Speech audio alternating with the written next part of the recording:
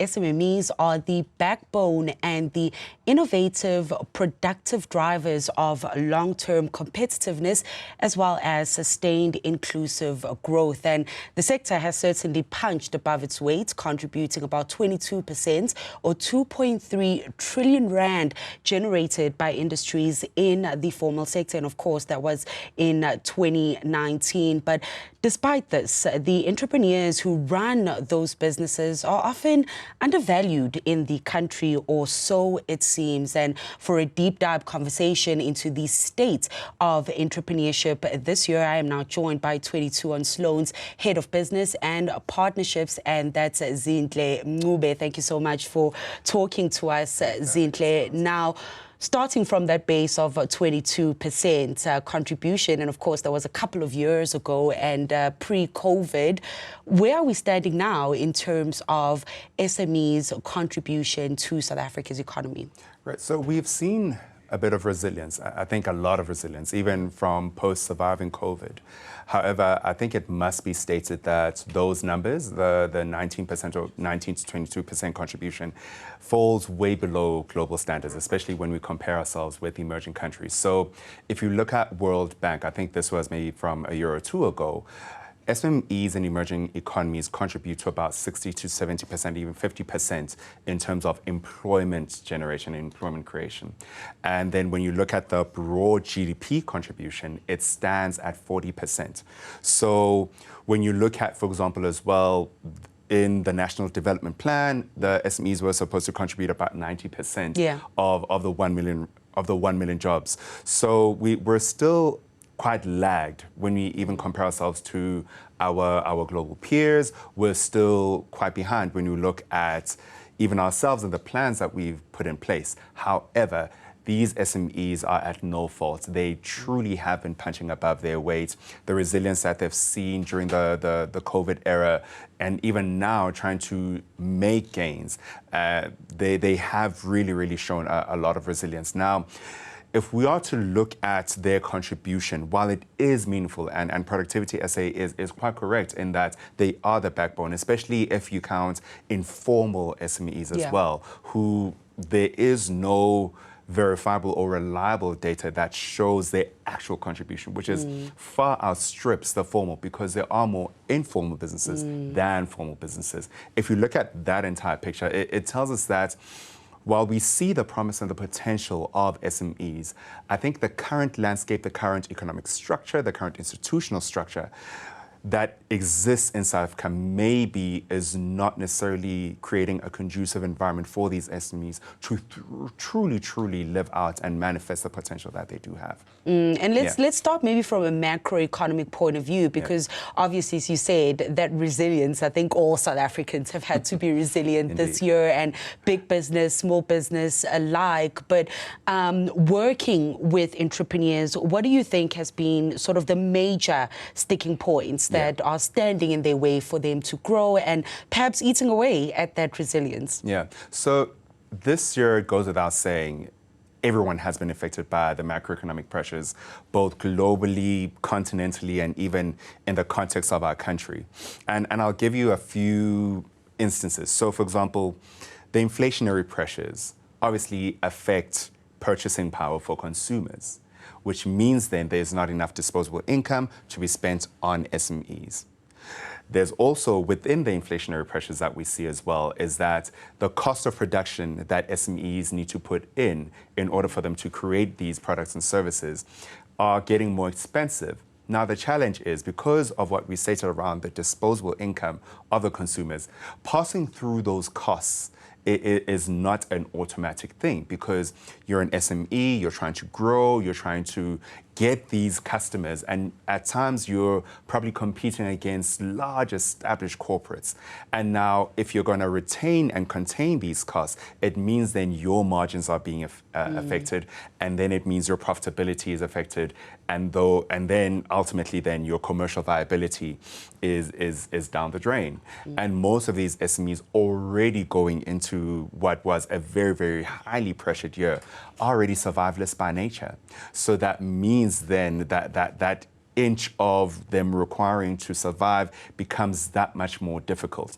And if we bring it to maybe our very, very local context, when you look at load shedding, for example, now everyone, well, a lot of people are subscribed to that app, Eskom's Push, for their scheduling. And I think yesterday or the day before, or just sometime this week, they released the stats in terms of the load shedding. And they said about more than 400,000 minutes of load shedding took place this year. That is much, much more higher than the previous years that we've ever been to. So that means more often than not in the year, load shedding has happened. That obviously means we can't produce. We don't have alternative sources of energy at the moment that are affordable or that can be immediately bought online for SMEs to use. So it's either they have to use generators, which can be expensive by way of either petrol and even the cost to purchase it. We have maybe inverters or other sort of things that have come online and have assisted in some way to make energy and production affordable or to continue in some way, but obviously those means are quite expensive. So it means we actually have to close down operations. It means then we can't produce, then we can't bring in money. So with a lot of these SMEs and a lot of these entrepreneurs, they do have to run. If they stop, nothing comes in. And in some instances, because of brand loyalty, it's very important to be in your consumer's face for quite a while. And if that does not happen, consumers will look for alternatives. And you then now trying to come back and get those customers in, it may be... It's tricky. It's going to be tricky. Yeah. It's definitely going to be tricky. And Zinhle, you know, I saw that through the year when I was out speaking to businesses. One that sticks in my mind, because I remember it was a very hot day as we're going through this climate change. And the business manufactures fruit snacks. And they'd moved factories, so they had to scale down for affordability so that, as you said, they don't pass the cost over to consumers. But they also then could not afford a generator. So in the factory, it was hot. It was already a hot day. And, you know, just those effects of productivity and the workers wanting to work at such uncomfortable levels. So, you know, seeing it actually play out is a real thing. And I suppose going into the next question around financing, there's different options that are available. But realistically, funding has been rather tight.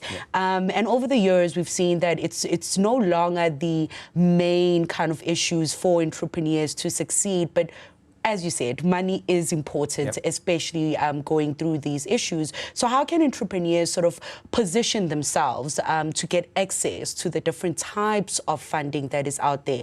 There's venture capital, private equity, all that. How do they just position themselves correctly?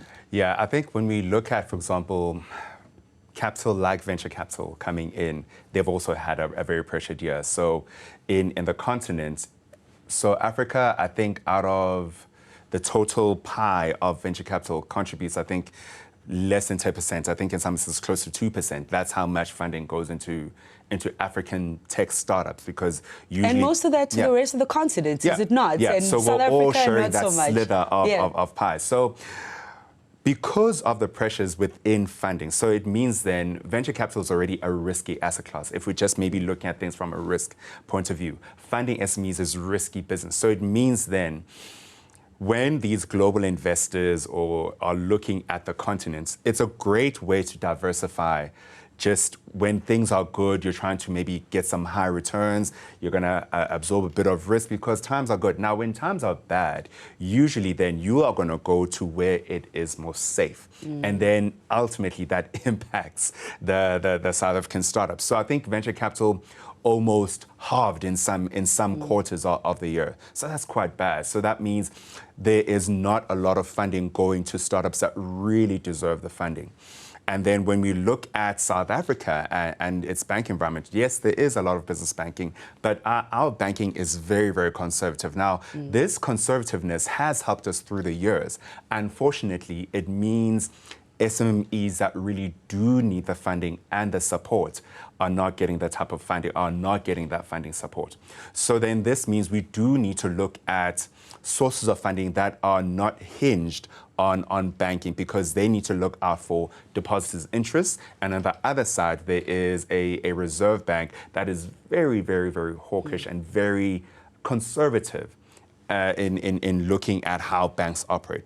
So then looking at sources of funding that go beyond that. So there have been instances where, for example, ESD has been used as a leveraging tool. So enterprise supply development is something that all corporates have to comply with in some way or form. So we have seen a number of programs that even us as Trinity and Slone are implementing agents over, where we see funding that goes into SMEs. And the good thing about it is that you can structure it in a way that can be non-recourse, but can be milestone-based, meaning that an SME has to achieve certain things concerning their business, whether it's a business model, whether it's how they are operating, whether it's them validating certain things in the market. And then should they do that, then it qualifies them for a certain amount of funding. And that can be staggered, and the amounts can be increased until they get to a point where they can consume other more nuanced and sophisticated forms of funding that sit, for example, with the larger institutions.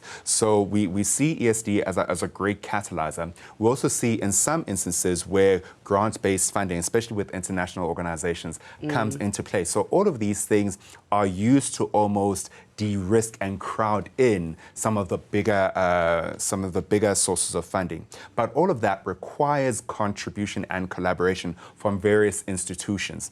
Now, we can say that banks are unfair in their lending practices because should they fund an SME, they're also going to charge them high interest rates as well. Absolutely. However, they are not structured currently, especially when you look at South Africa and how its banking environment is. They're not the best structured place of getting funding for SMEs. So then it means who then do the banks need to partner with that are able then to crowd them in to de-risk them and to also achieve certain amounts of pricing that does not lead to, I guess, quite high interest rate payments and quite high capital payments.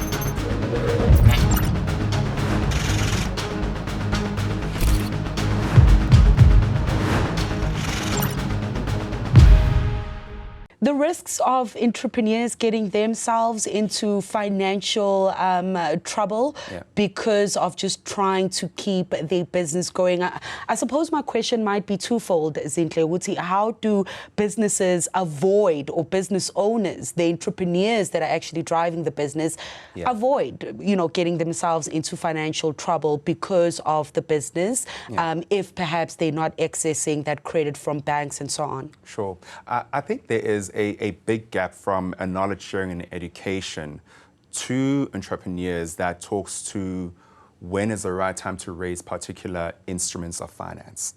So yes, you may be suitable or qualifying in terms of your cash flow and where your business is currently standing to absorb debt. And I think with debt, it's a nice way because you're not giving out any equity, which at times can be very expensive for an entrepreneur, depending on where they are in terms of their life cycle and their maturity. However, it's also worth understanding and actually playing out the scenarios to say, if I absorb this amount of debt and certain things come in, for example, business goes down by 20%, 30%, what then happens to my balance sheet? What happens to my cash flow? How much can I absorb? In the same way that consumers are told about how they should save, how they should invest. Work on your budget. Work on your budget and work on financial instances. So saying, for example, how much runway do you have as an individual? Say, for example, if I had to lose my job, how much more can 6 months Yes, or exactly. 8 months, So businesses as well, I think there's a lot of education that still needs to take place in that, yes, maybe right now you can afford this particular amount of debt with this amount of interest, with these payment terms. But what happens if certain scenarios change? Then what? I know the banks on their end are doing these stress scenarios, but then I think there's a lot of education that needs to happen on the entrepreneur side. So that's one part that I believe needs to happen, that education part. Now, the second part, once you are indebted, once you're finding yourself in those pressures, how do you get out? It's very important then to have an open dialogue with your creditors. I think more often than not, especially I know there are non-bank and even bank financial institutions that have divisions that are centered around supporting and even trying to to enable the business not to go the way of either liquidation or having to close down. They actually want you to succeed because they don't want to get their money until they've received all of their interest income from that debt product. So they are incentivized to make sure that your business works somehow. So if it means then there are certain interest rate holidays, payment holidays that can exist, they will do that. And with some non-banking financial institutions, for example, they actually do come in to see how best, what levers are there in the business that can assist in you growing. So it's always good to have a good creditor on your side. And I think, again, going back to the education part, do your due diligence as an entrepreneur on who is actually giving you money and look at their history in terms of repayments, how they've assisted entrepreneurs historically, and things like that. So that you as well, when those times come, because sometimes they do come, and we've seen so many closures this year of businesses. I think Business Tech said about 1,300 businesses have closed this year.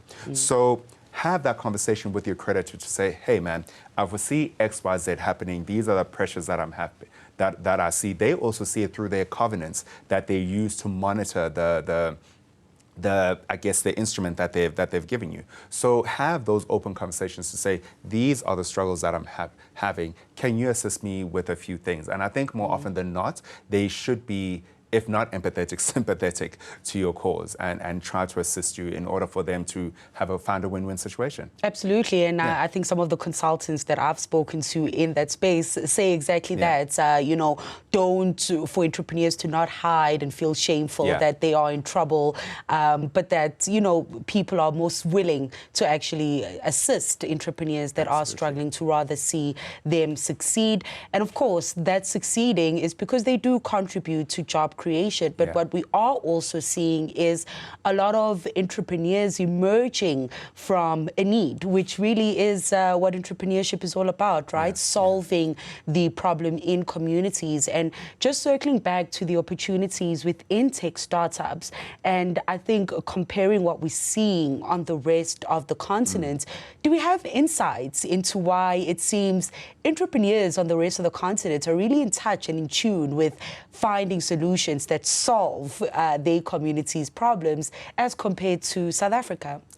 I think the comparison between South African entrepreneurs, especially within the tech space as well as their African or the rest of continent counterparts, is valid in some instances. But I think looking at South Africa is both sophisticated and unsophisticated at the same time. We've got these first world infrastructure with institutions and financial institutions that are very, very world class. And then at the same time, there's this high inequality as well. Whereas in a number of African countries, they do have instances where the problems are comprehensive in a sense that, yes, there's probably high income inequality in some instances, but poverty affects a good chunk of the people. We don't have a lot of payment or financial services that can assist us in some way. So that's why then things like mobile money, things like an M-Pesa in Kenya and the East Africa region has been so impactful because there was a huge gap in terms of bank accounts and usage and things like that. In South Africa, for example, there is, I think, 60 to 70% of the population does have a bank account. Now, we can have questions around maybe the usage and access and access to funding and all of those things, which a number of our tech startups and even just broadly non-tech entrepreneurs are trying to solve for. But when you look at the rest of African entrepreneurs, I beg your pardon, the problems that they have is they're not necessarily promised, or they aren't necessarily looking at anyone else but themselves to solve the problems that they have. Unlike us, where there is still a hope that there's someone else who could be able to solve that problem. Now, both those two instances, in my view, are not necessarily correct. We should be pushing for and demanding for a thriving ecosystem that involves both public and private institutions to actually assist us, to enable us to solve challenges that are relevant for us. There are certain problems that entrepreneurs and startups should be solving for, but there are some that don't necessarily have a business model or commercial viability. Then that's where public institutions need to come in. And we should have that expectation for them to solve for those things. And now with South Africa, for example, we are looking to them, but in some instances, whether it's by regulation or just state infrastructure or state mechanisms running, they aren't running in a way that is conducive for them to actually be able to do particular things. And then when you're solving for an institution or for an economy that maybe is not giving anything, like the rest of our African counterparts, it also pushes you towards solving for things that are rudimentary and does not necessarily mean you are advancing from an innovation point of view, and your innovation is limited to the dearth of problems that are existing. So I think that's where the thinking is between these two entrepreneurs. There's a difference, but I think that difference is not necessarily a good place to be when we are comparing ourselves to global entrepreneurs that are far ahead from in terms of the innovations and the problems that they're trying to solve. Yes, entrepreneurs solve problems, but also don't expect entrepreneurs to be government or to be public institutions and solve issues that I guess taxes are supposed to pay for, if I can put it that way. Yeah. And Zinhle, then maybe the value of deepened collaboration. I know that's been the word of the year, is collaboration, but just how much of a dent then could it make for African entrepreneurs to really work a lot more closely? We're seeing the African Continental Free Trade Area agreements and the opportunities that it provides for the continent. So what value is there to see Nigerian entrepreneurs and East African entrepreneurs, Southern African entrepreneurs sharing ideas on the different challenges that's on the continent for them to solve? Yeah, I think it's very important. And I think this could be a way then for African entrepreneurs and even the African entrepreneurship ecosystem to actually pull towards one side. Because I think when we look at how Africa is sold to the rest of the world, we are looked at as this monolith. But practically playing out, we have no sort of similarities. There are similarities, but I think we are quite different as countries, our cultures, the flavors, and just the people and the problems that we have. But then there is definite merit then for us to solve our problems together, because there are certain things that South Africa solved for that Nigeria can learn from. There are certain things that Rwanda is doing, for example, especially when you look at how they've structured themselves up to be almost like a fintech hub for the whole continent and putting in place great incentives and policies and regulations. We can definitely learn on that. Tunisia, for example, was the first, I think, if not one of the first, if not one of the first countries in the continent to develop a startup policy or startup act. So what learnings can we do there? And I think when you look at ourselves as Trinity Slone, we're quite Pan-African in our view. And when looking at, for example, us putting together a Global Entrepreneurship Congress happening next year in Cape Town, which we're actually trying to bring everyone together to say, hey, we can actually do more when we work together and harmonize our relationships. Let's leverage the Africa Free Trade Continental Agreement for the benefit of entrepreneurs. What does it mean if Kenya says now anyone from the continent can come? With 22 on Slone, he's the head of business and partnerships, just rounding up the state of entrepreneurship in 2023, as well as what we can look forward to in 2024.